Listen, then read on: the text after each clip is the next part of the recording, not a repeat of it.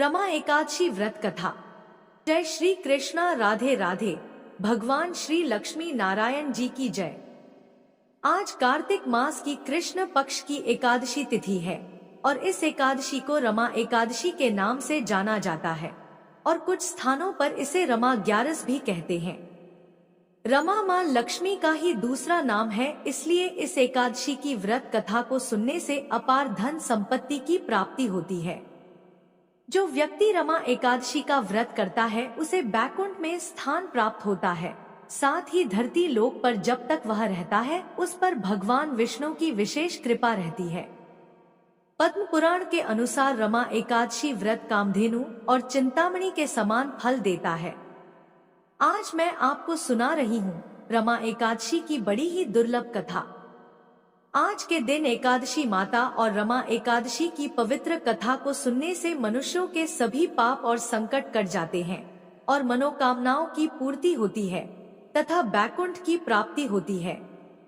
तो आप सभी लोग बड़ी ही श्रद्धा और प्रसन्न चित्त मन से इन कथाओं को पूरा अवश्य सुनिएगा।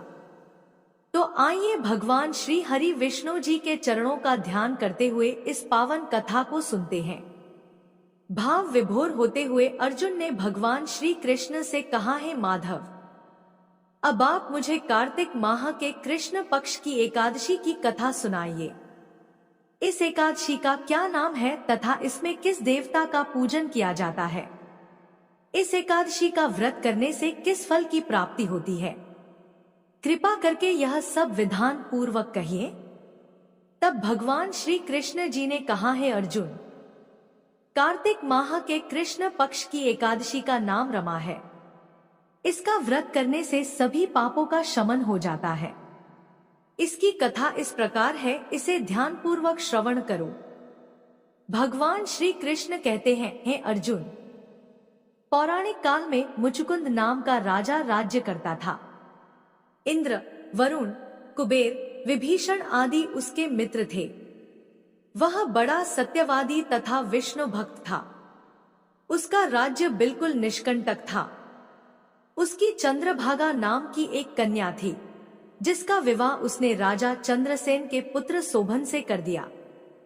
वह राजा एकादशी का व्रत बड़े ही नियम से करता था और उसके राज्य में सभी कठोरता से इस नियम का पालन करते थे। एक बार की बात है कि शोभन अपनी ससुराल आया हुआ था और वह कार्तिक का महीना था। उसी मास में महापुण्यदायिनी रमा एकादशी आ गई। इस दिन सभी व्रत रखते थे।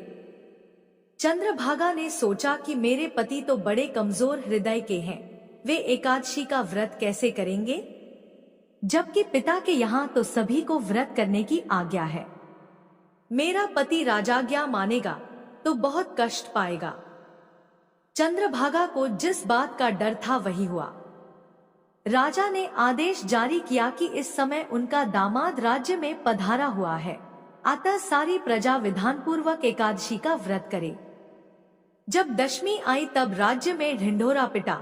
उसे सुनकर शोभन अपनी पत्नी के पास गया और बोला, हे प्रिय, तुम मुझे कुछ उपाय बतलाओ, क्योंकि मैं उपवास नहीं कर सकता।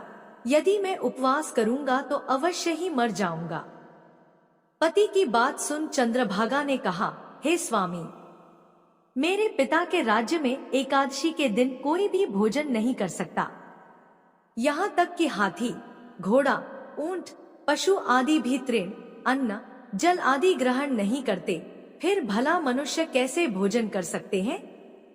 यदि आप उपवास नहीं कर सकते तो किसी दूसरे स्थान पर चले जाइए, क्योंकि यदि आप यहाँ रहेंगे तो आपको व्रत तो अवश्य ही करना पड़ेगा। पत्नी की बात सुन शोभन ने कहा, हे प्रिय, तुम्हारी राय उचित है, परंतु मैं व्रत करने के डर से किसी दूसरे स्थान पर नहीं जाऊंगा। अब मैं व्रत अवश्य ही करूंगा, परिणाम चाहे कुछ भी क्यों न हो। भाग्य में लिखे को भला कौन टाल सकता है। सभी के साथ शोभन ने भी एकादशी का व्रत किया तथा भूख और प्यास से अत्यंत व्याकुल होने लगा। सूर्य नारायण भी अस्त हो गए और जागरण के लिए रात्रि भी आ गई। वह रात शोभन को असहनीय दुख देने वाली थी। दूसरे दिन सूर्योदय होने से पूर्व ही भूख प्यास के कारण शोभन के प्राण पखेरु उड़ गए। राजा ने शोभन के मृत शरीर को जल प्रवाह करा दिया और अपनी पुत्री को आज्ञा दी कि वह सती न हो और भगवान विष्णु की कृपा पर भरोसा रखे। चंद्रभागा अपने पिता की आज्ञानुसार सती नहीं हुई। वह अपने पिता के घर रहकर एकादशी के व्रत करने लगी। उधर रमा एकादशी के प्रभाव से शोभन को जल से निकाल लिया गया और भगवान विष्णु की कृपा से उसे मंदराचल पर्वत पर धन धान्य से परिपूर्ण तथा शत्रु रहित देवपुर नाम का एक उत्तम नगर प्राप्त हुआ। उसे वहां का राजा बना दिया गया। उसके महल में रत्न तथा स्वर्ण के खंभे लगे हुए थे। राजा शोभन स्वर्ण तथा मणियों के सिंहासन पर सुंदर वस्त्र तथा आभूषण धारण किए बैठा था। गंधर्व तथा अप्सराएं नृत्य कर उसकी स्तुति कर रहे थे। उस समय राजा शोभन मानो दूसरा इंद्र प्रतीत हो रहा था। उन्हीं दिनों मुचुकुंद नगर में रहने वाला सोम शर्मा नाम का एक ब्राह्मण तीर्थ यात्रा के लिए निकला हुआ था। घूमते घूमते वह शोभन के राज्य में जा पहुंचा और उसको देखा। वह ब्राह्मण उसको राजा का जमाई जानकर उसके निकट गया। राजा शोभन ब्राह्मण को देख आसन से उठ खड़ा हुआ और अपने श्वशुर तथा स्त्री चंद्रभागा की कुशल क्षेम पूछने लगा। शोभन की बात सुन सोम शर्मा ने कहा, हे राजन, हमारे राजा कुशल से हैं तथा आपकी पत्नी चंद्रभागा भी कुशल है। अब आप अपना वृत्तांत बतलाइए। आपने तो रमा एकादशी के दिन अन्न जल ग्रहण न करने के कारण प्राण त्याग दिए थे। मुझे बड़ा विस्मय हो रहा है कि ऐसा विचित्र और सुंदर नगर जिसको न तो मैंने कभी सुना और न कभी देखा है, आपको किस प्रकार प्राप्त हुआ। इस पर शोभन ने कहा, हे देव, यह सब कार्तिक माह के कृष्ण पक्ष की रमा एकादशी के व्रत का फल है। इसी से मुझे यह अनुपम नगर प्राप्त हुआ है, किंतु यह अस्थिर है। शोभन की बात सुन ब्राह्मण बोला, हे राजन, यह अस्थिर क्यों है और स्थिर किस प्रकार हो सकता है, सो आप मुझे समझाइए। यदि इसे स्थिर करने के लिए मैं कुछ कर सका तो वह उपाय मैं अवश्य ही करूंगा। राजा शोभन ने कहा, हे ब्राह्मण देव, मैंने वह व्रत विवश होकर तथा श्रद्धारहित किया था। उसके प्रभाव से मुझे यह अस्थिर नगर प्राप्त हुआ। परंतु यदि तुम इस वृत्तांत को राजा मुचुकुंद की पुत्री चंद्रभागा से कहोगे तो वह इसको स्थिर बना सकती है। राजा शोभन की बात सुन ब्राह्मण अपने नगर को लौट आया और उसने चंद्रभागा से सारा वृत्तांत कह सुनाया। इस पर राजकन्या चंद्रभागा बोली, हे ब्राह्मण देव, आप क्या वह सब दृश्य प्रत्यक्ष देख कर आए हैं या अपना स्वप्न कह रहे हैं। चंद्रभागा की बात सुन ब्राह्मण बोला, हे राजकन्या, मैंने तेरे पति शोभन तथा उसके नगर को प्रत्यक्ष देखा है, किंतु वह नगर अस्थिर है। तू कोई ऐसा उपाय कर जिससे कि वह स्थिर हो जाए।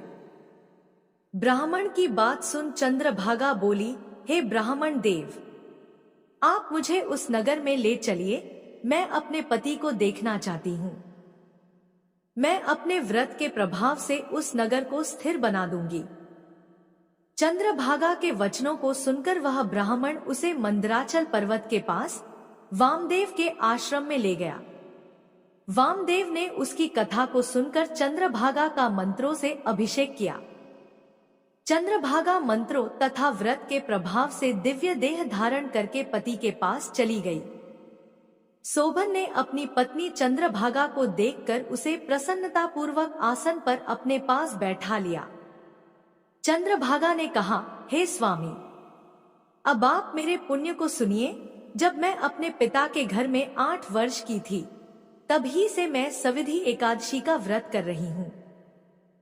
उन्हीं व्रतों के प्रभाव से आपका यह नगर स्थिर हो जाएगा और सभी कर्मों से परिपूर्ण होकर प्रलय के अंत तक स्थिर रहेगा।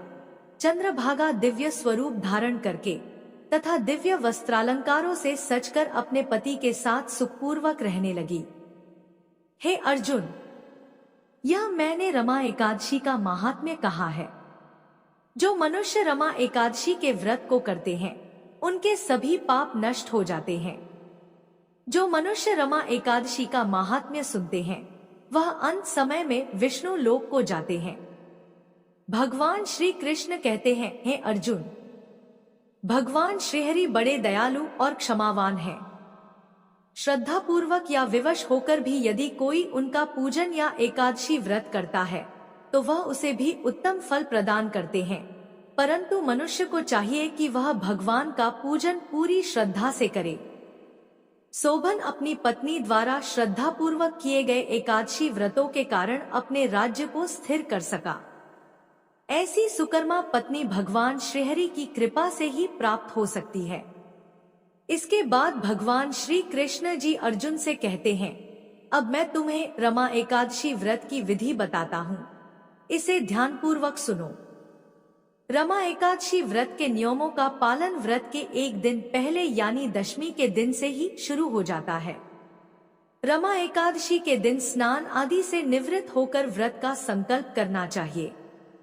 एकादशी व्रत के दिन भगवान विष्णु की पूजा करनी चाहिए तथा भगवान विष्णु की प्रतिमा का तुलसी मिश्रित जल से अभिषेक करना चाहिए। इसके बाद भगवान विष्णु का धूप, पंचामृत, तुलसी के पत्तों, दीप, नैवेद्य, फूल, फल आदि से पूजन करने का विधान है। पूजा करने के बाद भगवान विष्णु और मां लक्ष्मी की आरती कर भगवान को भोग लगाना चाहिए। रमा एकादशी व्रत के प्रभाव से धन धान्य की कमी दूर हो जाती है। रमा एकादशी व्रत करने वाली रात को भगवान का भजन कीर्तन या जागरण करना चाहिए और मनुष्य को भगवान विष्णु की प्रतिमा के समीप ही भूमि पर शयन करना चाहिए। पद्म पुराण के अनुसार व्रत अगले दिन यानी द्वादशी के दिन भगवान का पूजन कर ब्राह्मण को भोजन, कपड़े, जूते, छाता एवं गर्म कपड़े आदि देने का विधान बताया गया है। अंत में भोजन ग्रहण करके व्रत को खोलना चाहिए। बोलिए श्री तुलसी शालिग्राम जी की जय। आइए अब तुलसी माता की कथा को सुनते हैं। कहते हैं, कार्तिक मास में तुलसी माता की कथा सुनने से ही एकादशी व्रत पूर्ण माना जाता है और मनोकामनाएं की पूर्ति होती है। सावरणी मुनि की पुत्री तुलसी अपूर्व सुंदरी थी। उनकी इच्छा थी कि उनका विवाह भगवान नारायण के साथ हो। इसके लिए उन्होंने नारायण पर्वत की घाटी में स्थित बद्री वन में घोर तपस्या की। दीर्घ काल तक तपस्या करने के उपरांत ब्रह्मा जी ने प्रसन्न होकर दर्शन दिया और वर मांगने को कहा। तुलसी जी ने कहा, हे सृष्टिकर्ता ब्रह्मदेव, आप अंतर्यामी हैं, सबके मन की बात जानते हैं, फिर भी मैं अपनी इच्छा आपसे बताती हूँ। मैं चाहती हूँ कि भगवान श्री नारायण मुझे पति रूप में मिले। ब्रह्मा जी ने कहा, तुम्हारा अभीष्ट तुम्हें अवश्य मिलेगा। अपने पूर्व जन्म में किसी अपराध के कारण तुम्हें श्राप मिला है। इसी प्रकार भगवान श्री नारायण के एक पार्षद को भी दानव कुल में जन्म लेने का श्राप मिला है। दानव कुल में जन्म लेने के बाद भी उसमें नारायण का अंश विद्यमान रहेगा। इसलिए इस जन्म में पूर्व जन्म के पाप के शमन के लिए संपूर्ण नारायण तो नहीं मिलेंगे, लेकिन नारायण के अंश से युक्त दानव कुल जन्म उस साप ग्रस्त पार्षद से तुम्हारा विवाह होगा। साप मुक्त होने पर भगवान श्री नारायण सदा सर्वदा के लिए तुम्हारे पति हो जाएंगे। तुलसी ने ब्रह्मा के इस वर को स्वीकार किया, क्योंकि मानव कुल में जन्म होने के कारण उस मायावी भोग को तो भोगना ही था। तुलसी बद्री वन में ही रहने लगी। नारायण का वह पार्षद दानव कुल में जलंधर के नाम से पैदा हुआ था। कुछ दिनों बाद वह भ्रमण करता हुआ बद्री वन में आया। यहाँ तुलसी को देखते ही वह उस पर मंत्र मुग्ध हो गया। तुलसी के सामने उसने अपने विवाह का प्रस्ताव रखा। इतने में ही महाब्रह्मा जी आ गए और तुलसी से कहा, तुलसी, जलंधर को देखो कैसा देवों उसका स्वरूप है। दानव कुल में जन्म लेने के बाद भी लगता है जैसे इसके शरीर में नारायण का वास हो। तुम प्रस्ताव को सहर्ष स्वीकार कर लो।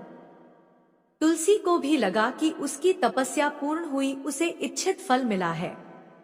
जलंधर के साथ उसका गंधर्व विवाह हो गया और वह जलंधर के साथ उसके महल में पत्नी बनकर आ गई। जलंधर ने अपनी परम सुंदरी सती साध्वी पत्नी तुलसी के साथ बहुत दिनों तक राज्य किया। उसने अपने राज्य का इतना विस्तार किया कि देवलोक तक उसके अधिकार में आ गया। स्वर्ग का सुख भोगने वाले देवताओं की दशा भिखारियों जैसी हो गई। जलंधर किसी को कष्ट नहीं देता था, पर अधिकार और राज्य छिन जाने से सारे देवता मिलकर ब्रह्मा, विष्णु और शिवजी की सभा में गए तथा अपनी विपत्ति सुनाई। ब्रह्मा जी ने कहा, तुलसी परम साध्वी है, उसका विवाह जलंधर से मैंने ही कराया था।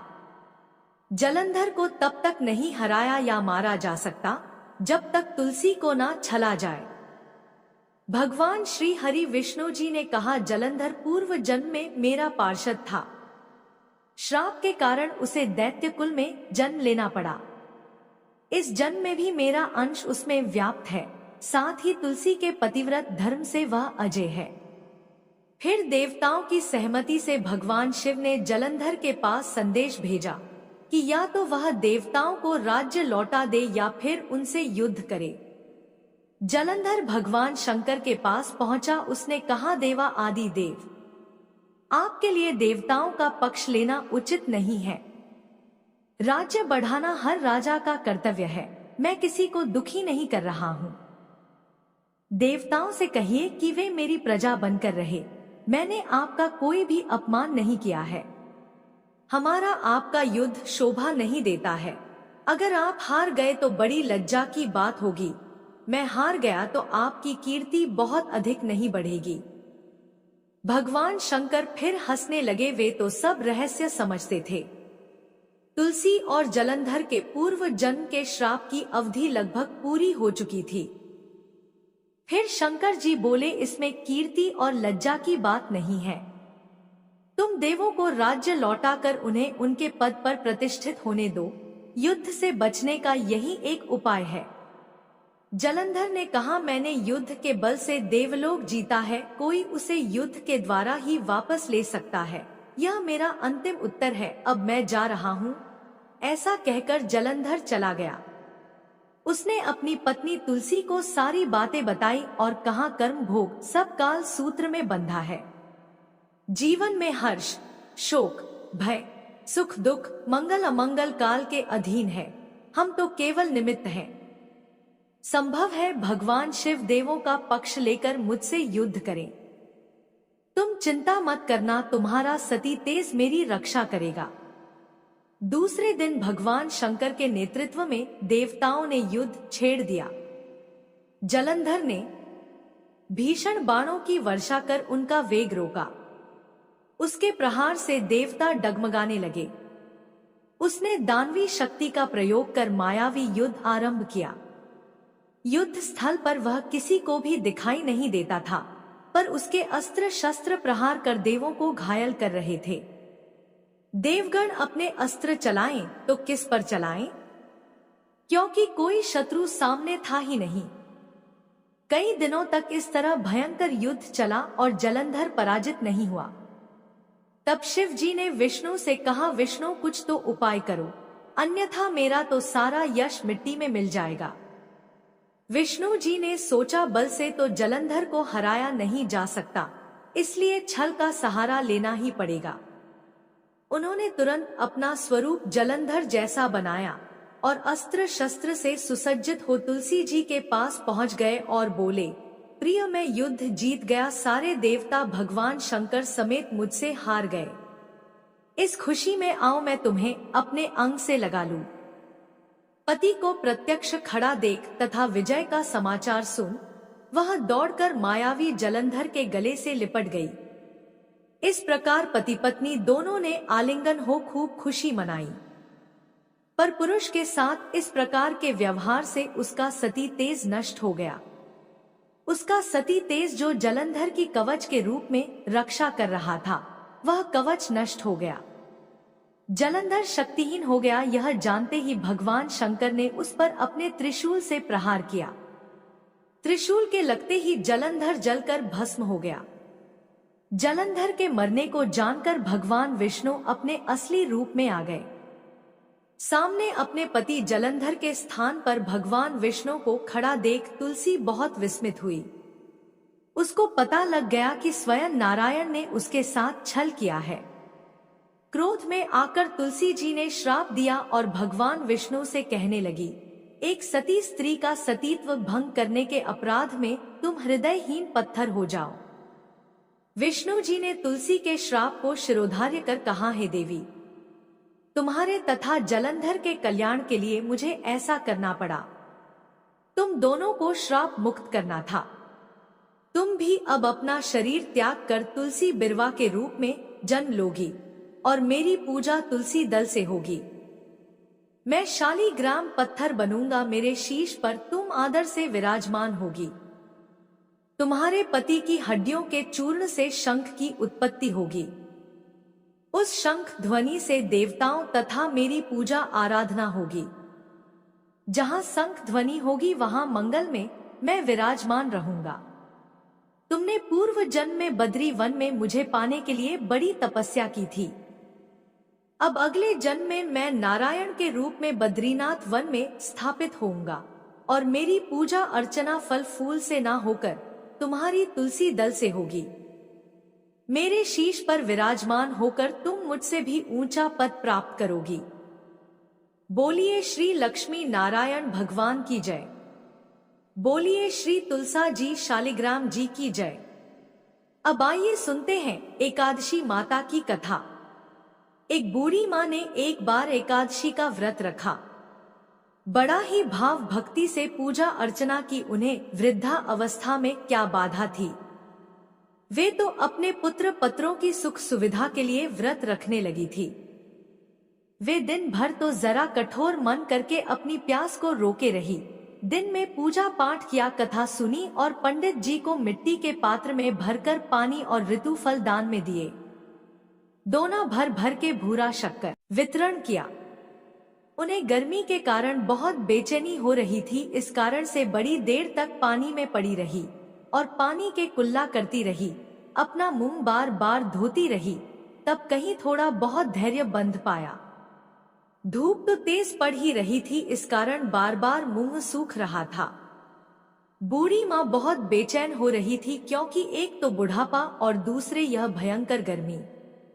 वृद्धावस्था की स्थिति तो कुछ दूसरी ही प्रकार की होती है। जैसे जैसे रो धो के दिन कट पाया, अब पहाड़ सी रात सामने थी। उसका कटना बड़ा ही कठिन दिखाई दे रहा था। खटिया पर पड़े बुढ़िया माई को शांति नहीं मिल रही थी और वे बार बार करवट बदल रही थी। अनेक बार वे बाहर जाती और भीतर आती। उन्हें घर के अंदर शांति नहीं थी। वे पड़ी पड़ी एकादशी माता का स्मरण करती रही।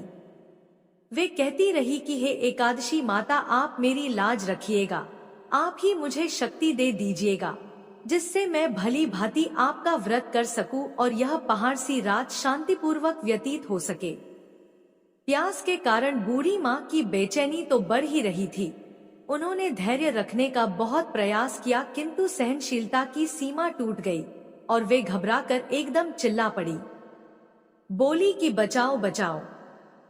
अम्मा का चिल्लाना सुनकर परिवार भर के नर नारी, बच्चे और पड़ोसी एकत्रित होकर बूढ़ी अम्मा की खटिया के समीप पहुंच गए। सबने पूछा कि अम्मा जी, आपको क्या हुआ? आप क्यों चिल्ला रही हैं? आप इस वृद्धावस्था में यह कठिन व्रत क्यों कर रही हैं? अम्मा जी, शक्ति से ही भक्ति होती है। थोड़ी ही देर में वे फिर से बोली कि अरे, हमारे तो प्राण ही निकले जा रहे हैं। मेरी छाती पर ठंडे पानी का घड़ा रख दीजिए। नातियों ने दादी की छाती पर ठंडे पानी का पात्र रख दिया। तब कहीं जाकर उन्हें थोड़ा बहुत आराम मिला और थोड़ी देर के लिए उन्होंने अपनी आंखें बंद कर ली। एकादशी माता ने सोचा कि यह बूढ़ी अम्मा है तो बहुत कठोर, जरा जाकर उसकी परीक्षा लेना चाहिए। वे आधी रात को मुर्गा बनकर टेर लगाने लगी। मुर्गा की आवाज सुनकर दादी जल्दी से उठी और बाहर जाकर आसमान की ओर देखा, किंतु आसमान में कहीं उन्हें प्रातकालीन तारा दिखाई नहीं दिया। वे सोचने लगी कि यह मुर्गा क्यों और कैसे बोल गया। उन्हें प्यास तो लग ही रही थी, थोड़ा बहुत उनका मन भी विचलित होने लगा था, किंतु अंत में उन्होंने दृढ़ निश्चय किया कि मैं अब व्रत को पूर्ण करके ही छोड़ूंगी, चाहे भले ही मेरे प्राण निकल जाएं। यह सोचकर फिर वे खटिया पर शिथिल होकर लेट गई। थोड़ी ही देर में एकादशी माता ने उनकी फिर से परीक्षा लेनी चाहिए। एक छोटी सी बालिका एक गिलास में शरबत लेकर उनके सिरहाने खड़ी हो गई और जोर से बोली कि दादी जी, सवेरा हो गया है, आप हाथ मुंह धोकर शरबत पी लीजिए। पहले तो शरबत का गिलास देखकर उनका मन ललचा लगा, किंतु अचानक व्रत का स्मरण हो आया और उन्होंने सोचा कि मैं किसी भी प्रकार से अभी शरबत नहीं पी सकती हूँ, और वे शांतिपूर्वक अपनी खटिया पर लेट गई। फिर थोड़ी ही देर में उन्हें ऐसा लगा जैसे किसी ने उन्हें पानी के कुएं में पटक दिया हो। वे बड़ी देर तक उस कुएं में हाथ पांव चलाती रही, किंतु उन्होंने अपने मुंह में पानी की एक बूंद भी नहीं जाने दिया और वे दृढ़ता पूर्वक अपने व्रत का पालन करती रही। थोड़ी ही देर में ना जाने कहां से सामने आग जलने लगी, जिससे भारी गर्मी बढ़ने लगी और प्यास के कारण प्राण निकलने लगे, किंतु बूढ़ी अम्मा का कुछ भी नहीं बिगाड़ पाया। वे जहां की तहां मुस्कुराती हुई सी बैठी रही। थोड़ी ही देर में बाहर प्रकाश दिखाई देने लगा, ऐसा लगा कि जैसे सवेरा हो गया हो। बूढ़ी अम्मा ने जब बाहर निकलकर देखा तो समझ गई कि अभी सवेरा होने में 3-4 घंटे की देरी है। यह जानकर वे शांतिपूर्वक इधर उधर घूमने फिरने लगी। एकादशी माता यह बात अच्छी तरह से समझ गई कि यह बूढ़ी अम्मा किसी भी प्रकार से अपने व्रत से नहीं टल सकती हैं। वे उनके सत्य व्रत को अच्छी तरह से समझ गई। सवेरा होते ही बूढ़ी माता ने स्नान किया, भगवान का पूजन पाठ किया, एकादशी माता की कथा सुनी, ब्राह्मणों को दक्षिणा देकर भोजन कराया, तब कहीं उन्होंने जल ग्रहण किया। कन्याओं को भोजन कराने के बाद अम्मा ने स्वयं भोजन किया। उस श्रेष्ठ व्रत के प्रताप से बूढ़ी अम्मा की आयु में वृद्धि हो गई। उनका घर परिवार हरा भरा हो गया। घर में अब उनके कोई अभाव नहीं रहा। वे हर तरह के सुख साधनों से संपन्न हो गई। नाती नातिन से उनका घर भर गया और वे उसी दिन से 12 महीने की एकादशी का व्रत करने लगी।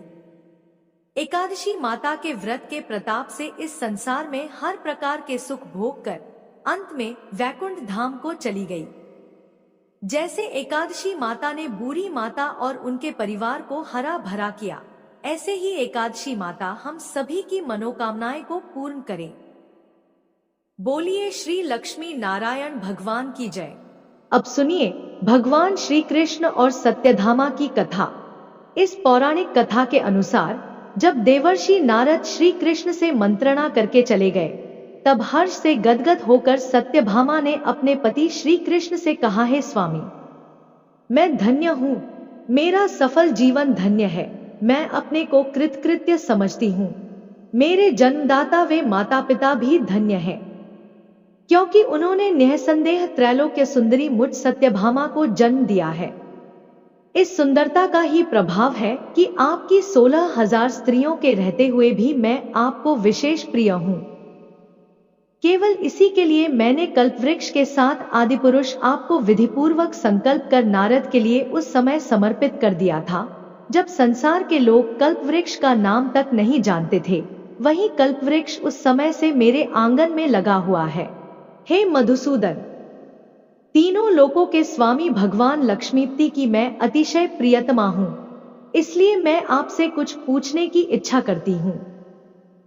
यदि आप चाहते हैं तो मेरे प्रश्न का उत्तर विस्तार पूर्वक मुझसे कहिए, जिसे सुनकर मैं अपना कल्याण करूं। मुझे वह उपाय बताइए जिससे कल्प पर्यंत भी मेरा एवं आपका वियोग कदापि न हो। श्री सूत जी ने कहा कि इस प्रकार अपनी प्रियतमा सत्यभामा की बातें सुनकर श्री कृष्ण जी मंद मंद मुस्काने लगे। सत्यभामा का हाथ अपने हाथ में लेकर हास परिहास के साथ कल्पवृक्ष के नीचे पहुंचे और उस स्थान से सब सेवकों को हटा दिया। सत्यभामा की ओर देखकर हंसे, साथ ही पूछा कि क्या वह उपाय सुनोगी। सत्यभामा भगवान के इस अनुराग को देखकर संतुष्ट और पुलकित हो गई और कृष्णचंद्र जी भी सत्यभामा को देखकर गदगद हो गए।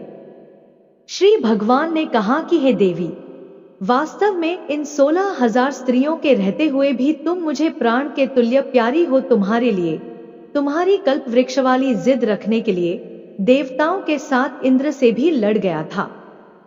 हे प्यारी, जो तुम पूछना चाहती हो तो वह बड़ी ही अद्भुत बात है।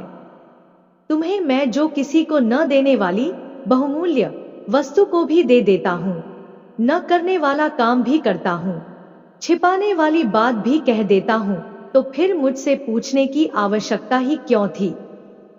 तुम्हारे मन में जो प्रश्न हो पूछो, मैं कहूंगा।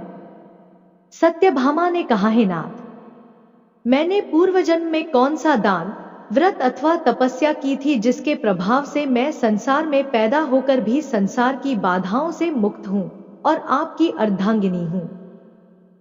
सर्वदा गरुड़ पर सवारी करती हूं। आपके साथ इंद्रादिक देवताओं के यहां आपके जाने पर आपके साथ मैं भी जाती हूं।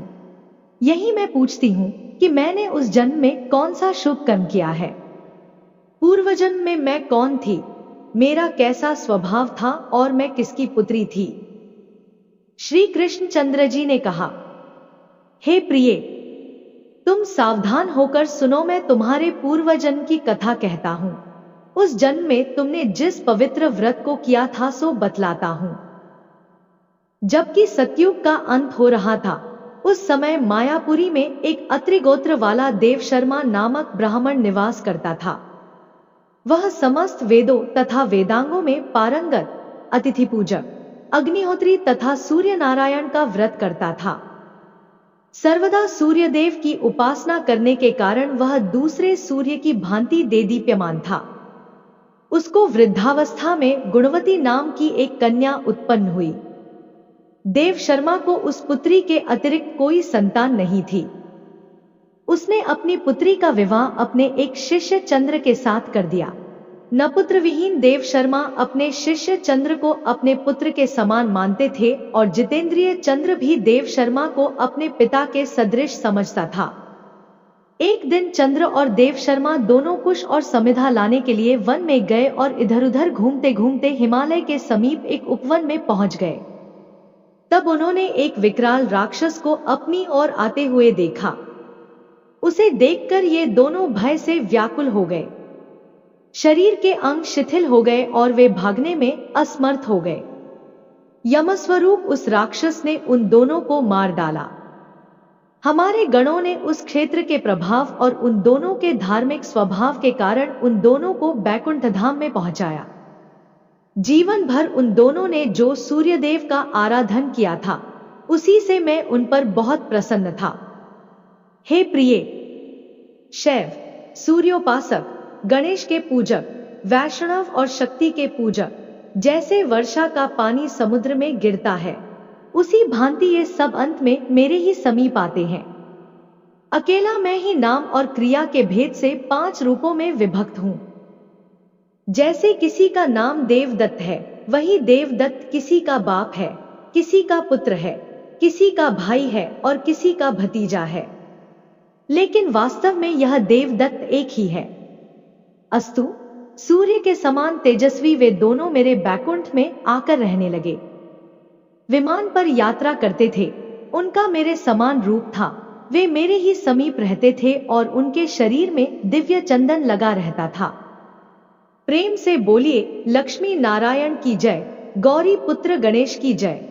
अब सुनिए तुलसी जी की कथा। एक बार सागर पुत्र जलंधर अपनी पत्नी वृंदा सहित असुरों से सम्मानित हुआ सभा में बैठा था, तभी गुरु शुक्राचार्य का वहां आगमन हुआ। उनके तेज से सभी दिशाएं प्रकाशित हो गई। गुरु शुक्राचार्य को आता देखकर सागर पुत्र जलंधर ने असुरों सहित उठकर बड़े आदर से उन्हें प्रणाम किया। गुरु शुक्राचार्य ने उन सबको आशीर्वाद दिया।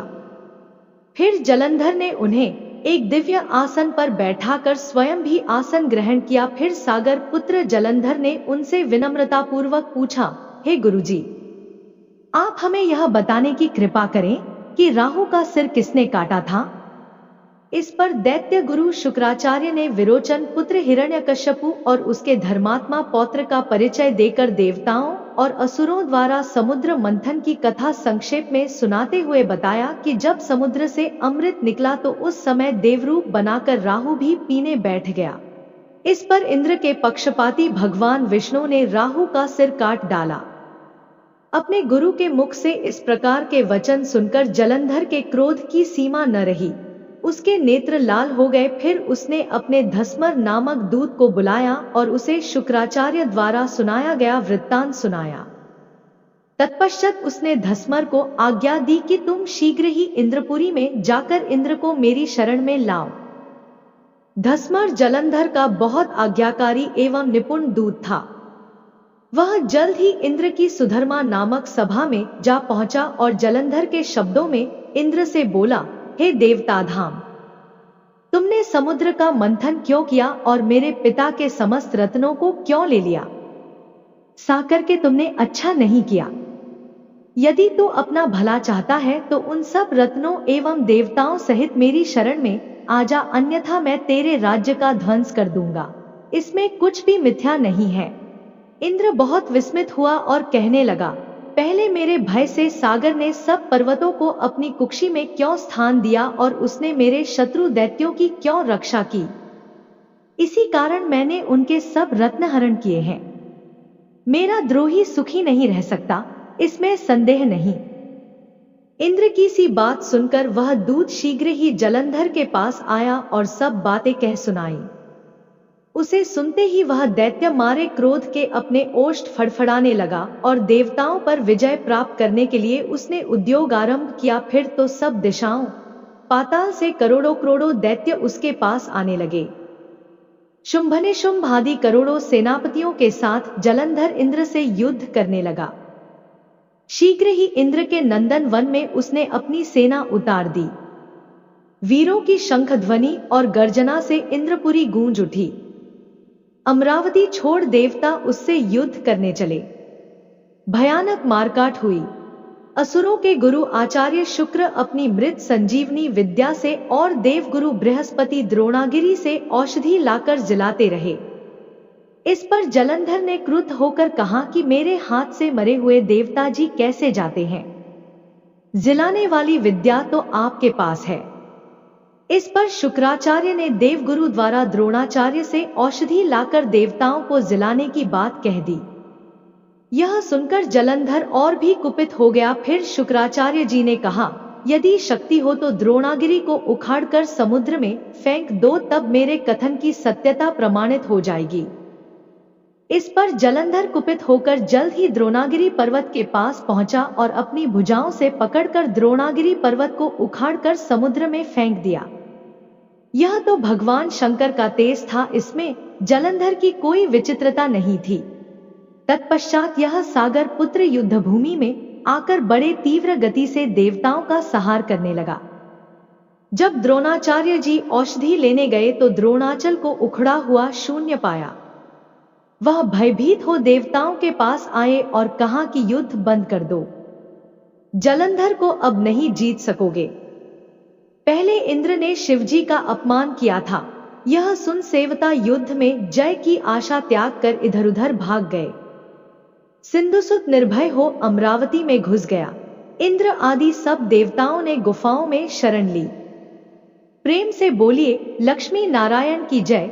श्रोताओं तो आइए अब जानते हैं कार्तिक माह में सूर्योदय से पूर्व स्नान के फायदे। कार्तिक मास को शास्त्रों में पुण्य मास कहा गया है। पुराणों के अनुसार जो फल सामान्य दिनों में 1000 बार गंगा स्नान का होता है तथा प्रयाग में कुंभ के दौरान गंगा स्नान का फल होता, वही फल कार्तिक माह में सूर्योदय से पूर्व किसी भी नदी में स्नान करने मात्र से प्राप्त हो जाता है। शास्त्रों के अनुसार कार्तिक मास स्नान की शुरुआत शरद पूर्णिमा से होती है और इसका समापन कार्तिक पूर्णिमा को होता है। पद्म पुराण के अनुसार जो व्यक्ति पूरे कार्तिक माह में सूर्योदय से पूर्व उठकर नदी अथवा तालाब में स्नान करता है और भगवान विष्णु की पूजा करता है, भगवान विष्णु की उन पर असीम कृपा होती है। पद्म पुराण के अनुसार जो व्यक्ति कार्तिक मास में नियमित रूप से सूर्योदय से पूर्व स्नान करके धूप दीप सहित भगवान विष्णु की पूजा करते हैं, वह भगवान विष्णु के प्रिय होते हैं। पद्म पुराण की कथा के अनुसार कार्तिक स्नान और पूजा के पुण्य से ही सत्यभामा को भगवान श्री कृष्ण की पत्नी होने का सौभाग्य प्राप्त हुआ। कथा है कि एक बार कार्तिक मास की महिमा जानने के लिए कुमार कार्तिकेय ने भगवान शिव से पूछा कि कार्तिक मास को सबसे पुण्यदायी मास क्यों कहा जाता है। इस पर भगवान शिव ने कहा कि नदियों में जैसे गंगा श्रेष्ठ है, भगवानों में विष्णु, उसी प्रकार मासों में कार्तिक श्रेष्ठ मास है। इस मास में भगवान विष्णु जल के अंदर निवास करते हैं, इसलिए इस महीने में नदियों एवं तालाब में स्नान करने से विष्णु भगवान की पूजा और साक्षात्कार का पुण्य प्राप्त होता है। भगवान विष्णु ने जब श्री कृष्ण रूप में अवतार लिया, तब रुक्मिणी और सत्यभामा उनकी पटरानी हुई। सत्यभामा पूर्व जन्म में एक ब्राह्मण की पुत्री थी। युवावस्था में ही एक दिन इनके पति और पिता को एक राक्षस ने मार दिया। कुछ दिनों तक ब्राह्मण की पुत्री रोती रही। इसके बाद उसने स्वयं को विष्णु भगवान की भक्ति में समर्पित कर दिया। वह सभी एकादशी का व्रत रखती और कार्तिक मास में नियम पूर्वक सूर्योदय से पूर्व स्नान करके भगवान विष्णु और तुलसी की पूजा करती थी। बुढ़ापा आने पर एक दिन जब ब्राह्मण की पुत्री कार्तिक स्नान के लिए गंगा में डुबकी लगाई, तब बुखार से कांपने लगी और गंगा तट पर उसकी मृत्यु हो गई। उसी समय विष्णु लोक से एक विमान आया और ब्राह्मण की पुत्री का दिव्य शरीर विमान में बैठकर विष्णु लोक पहुंच गया। जब भगवान विष्णु ने कृष्ण अवतार लिया, तब ब्राह्मण की पुत्री ने सत्यभामा के रूप में जन्म लिया। कार्तिक मास में दीपदान करने के कारण सत्यभामा को सुख और संपत्ति प्राप्त हुई। नियमित तुलसी में जल अर्पित करने के कारण सुंदर वाटिका का सुख मिला। शास्त्रों के अनुसार कार्तिक मास में किए गए दान पुण्य का फल व्यक्ति को अगले जन्म में अवश्य प्राप्त होता है। प्रेम से बोलिए लक्ष्मी नारायण की जय, गौरी पुत्र गणेश की जय। इस प्रकार ये कहानी पूरी होती है। कहानी पसंद आए तो चैनल को लाइक और सब्सक्राइब और शेयर करें। जय श्री कृष्णा, राधे राधे।